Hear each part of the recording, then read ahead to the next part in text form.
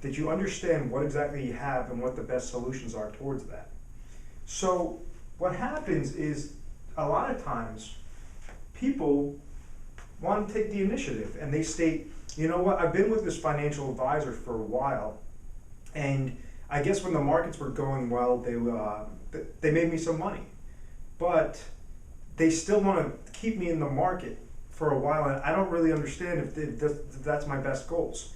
I've looked through various strategies over the internet, and they state that you have certain success rates rather than others, but I want to have the guarantees. I want to have peace of mind regardless of what the markets do.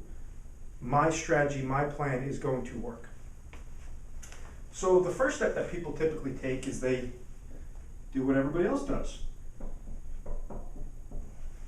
They go to Google and they'll find out all their information there. And what happens is they type in safe withdrawal rates. And what they find out is they find these companies, these brokerage houses. Now, in the first video, I explained to you what a brokerage house is. You have the different ones. They can offer stocks, bonds, mutual funds, different things like that. And what they comprise of is very famous ones is Putnam, Fidelity, T. Rowe Price. And their rule for a safe withdrawal rate is roughly about 4%. And what that means is, and it's very fine print, and they state, as long as you are somewhat invested into the market, or as long as we have your allocation properly, a moderate allocation of roughly about 60% stocks, 40% bonds, throughout your retirement, based upon our calculations throughout your retirement, if you at least keep that allocation, you should be able to take about 4% withdrawal rates, and based upon upward market movements and downward market movements, we should roughly be able to get you, for you to not outlive your retirement. Now, that percentage of a portfolio to not outlive is about 90% chance of not outliving.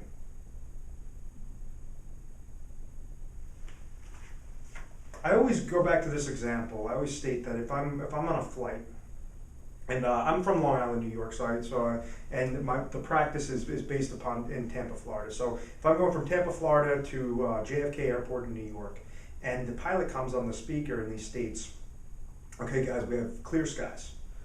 There's a 90% chance that we're going to arrive at our destination safely." Everyone would be freaking out. Everyone would get off the plane. That's the way you have to treat your retirement. You can't just set something up or just kind of put it on cruise control and not try to monitor. You don't want to just give other people control of your accounts. You have to understand, and this was the whole purpose of these educational videos, is we want you to understand exactly what it is. Last video we showed you the world of the three money worlds, to understand which section your investments lie into. When you're dealing with income, you have to create a sequential income planning system. This 90% chance of not outliving your money, that's completely unacceptable. It's completely unacceptable. And what happens is too often, these financial gurus state, well, you know what, just leave your money over here. You know, we've accumulated some wealth for you, but just leave your money over here because you could do the same exact thing in retirement. That's not the truth. You have to go with a retirement income specialist. Just like a doctor, you wouldn't go to a general practitioner to perform brain surgery. You're going to go to the surgeon. You're going to go to the brain specialist. Same thing. You have to understand that there's certain segments that you cannot just have one of these jack of all trades advisors. You have to understand that there has to be a plan set up for your income. So out of this 90% chance, this was based upon 1980 to 2000 market growth. There was a 1,000% swing in the market. So what happens is they're stating, okay, well, it's about a 90% chance if you're taking 4% withdrawal from your current accounts for retirement, 90% chance of success, but that's based upon an upward market movement. T. Rowe Price came out with a study, and I really think that they were very honorable in doing this. because they stated that, you know what, we had that 4% withdrawal rule, but what exactly does this mean? Let's look at all of our retirees that have accounts with us. Let's see exactly the basics. If they place their funds still within the mutual funds, mixture of stocks and bonds. If we go from year 2000 to 2011, we told them it's about a 90% chance of not outliving your money. What exactly did it happen? Now what happened was the 90% chance, that's in the upward market movements. They're going off of 1980 to 2000 projections. In 2011, because we understand we've had a bearish market for these past 12 years, 2011 they released a study stating that, you know, we were monitoring these accounts, and we might have said it was a 90% chance back in 2000. Unfortunately, we're wrong. It's only a 6% chance if you still have that allocation and you were set up at 2000. A 6% chance. Completely unacceptable. I believe that the 90% chance is unacceptable. 6% chance, these people now do not know what to do. They're taking their money and they're throwing it into the world of the known. They're throwing it into these fixed accounts that are just going to get hindered with inflation. They do not understand what to do. So you have to understand, you have to have that sequential income planning system set up. So that's not 90%, it's definitely not 6%, but you have a 100% chance of completion towards your retirement goals. What exactly happens? And this is why exactly would the 4% rule not work? And there's a strategy called reverse dollar cost averaging and double reverse dollar cost averaging. And what it states is that you can't take money, you do not want to put money in a retirement, for retirement income purposes, in an account that can go down. And the best example that I always use, the hypothetical example, is if you had the allocation, you're somewhat invested into the market, or it's somewhat risky. Even if you say, no, I'm 70% stocks, 30% bonds, if you still have somewhat investments into the market.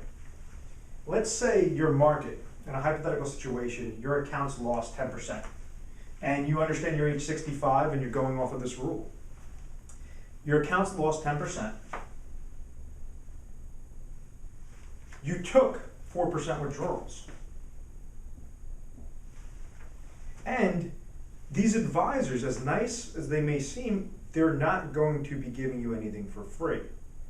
They are going to be charging you for their services because these are these financial gurus. They made you your money during that time. So they're going to state, okay, I understand that we're not going with wealth accumulation anymore. We're just going with wealth preservation and distribution. But we're still going to tack on about a 2% fee or a 1% fee plus whatever the sub-account fees in your mutual funds. Let's say it goes to another 1.25. I mean, I've seen fees as drastic as about 6-8% just in fees alone.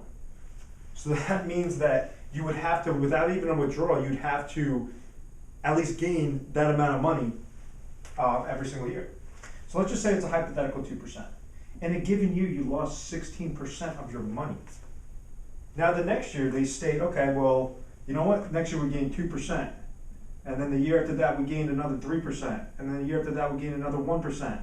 Oh wow, 3 good years, right? It's not.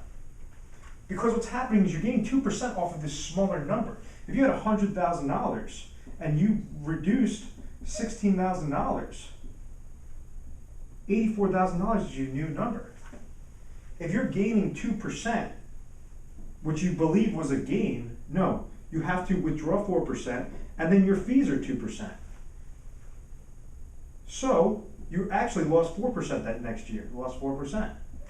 The next year you gained 3%, right? No, you didn't. You took 4%, and you had 2% withdrawals. So you really lost 3% that year. Now you just keep losing more and more and more money. 1%. You gained another 1%. No, you didn't.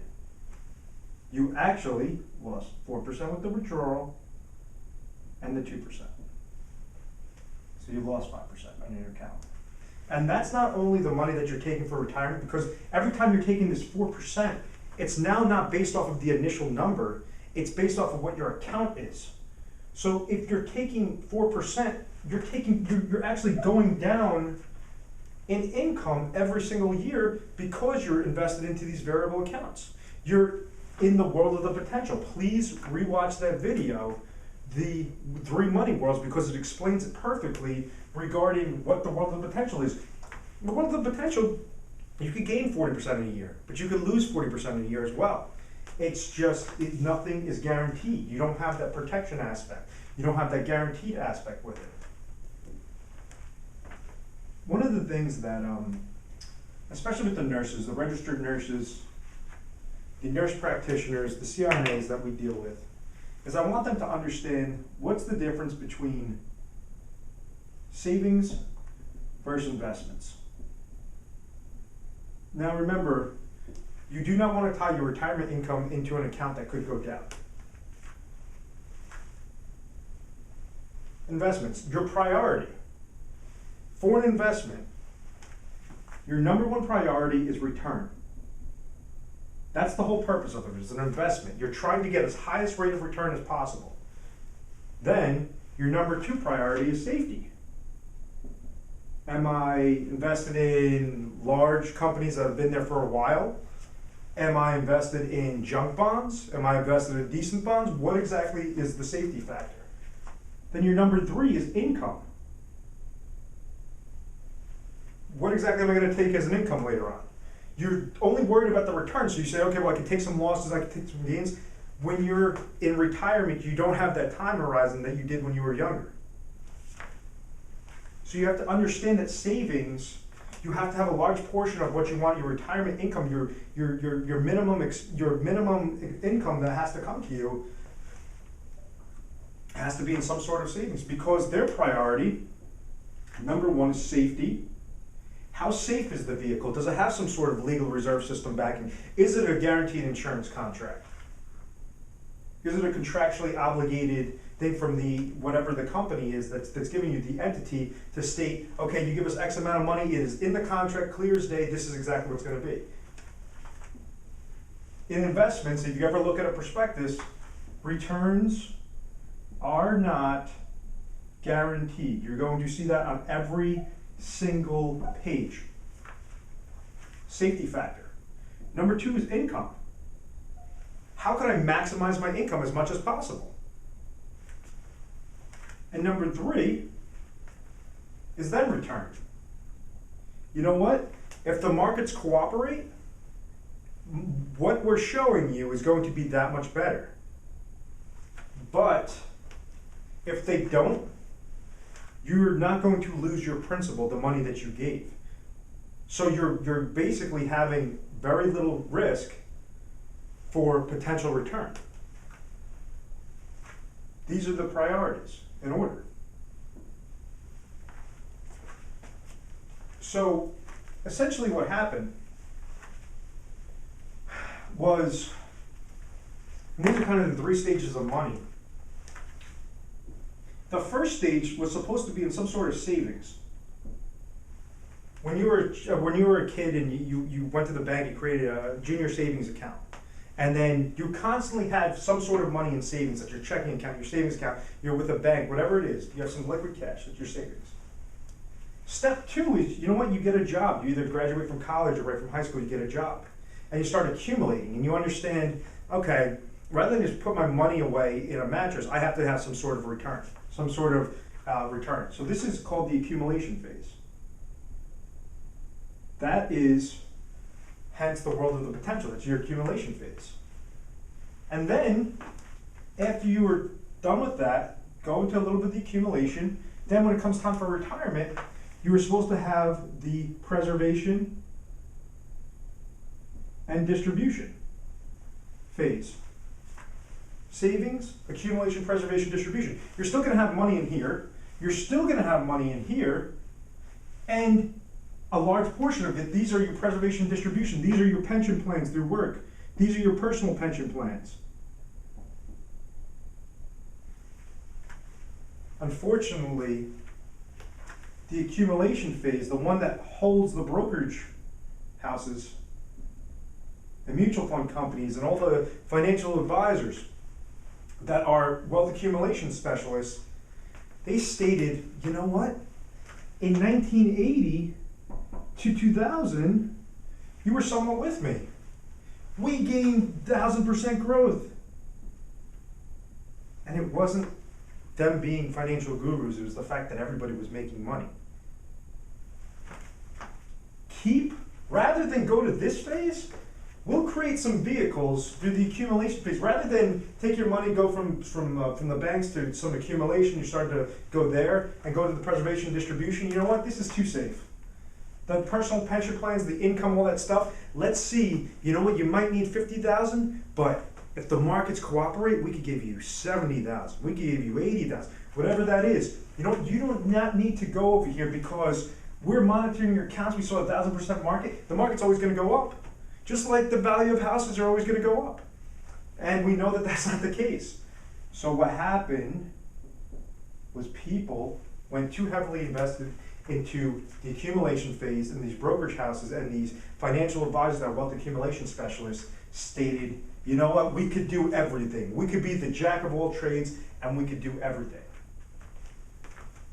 The personal pension plans, and exactly why I always stress you want to have a sequential income planning system in place, is you have to understand that rather than going with a 4% withdrawal rule, you could use less money and have up to 5.5 to 7%, whatever it is off of your accounts of income. It's guaranteed income you could not outlive. You could use a smaller portion because these are guaranteed insurance contracts. They have the safety factor. They have the max income factor. And these are going to be income. These are going to be vehicles that you cannot outlive your money. It's going to turn on income distributions because what they do is they leverage the law of large numbers, and they've been around so long that they use actuarial tables. Much better than if you said, oh, well, I'll just do it myself. You can't. You need to leverage the contracts and basically the growth, and you need to leverage the experience. You need to leverage exactly the law of large numbers on your side for your benefit. And while always making sure that you're preserving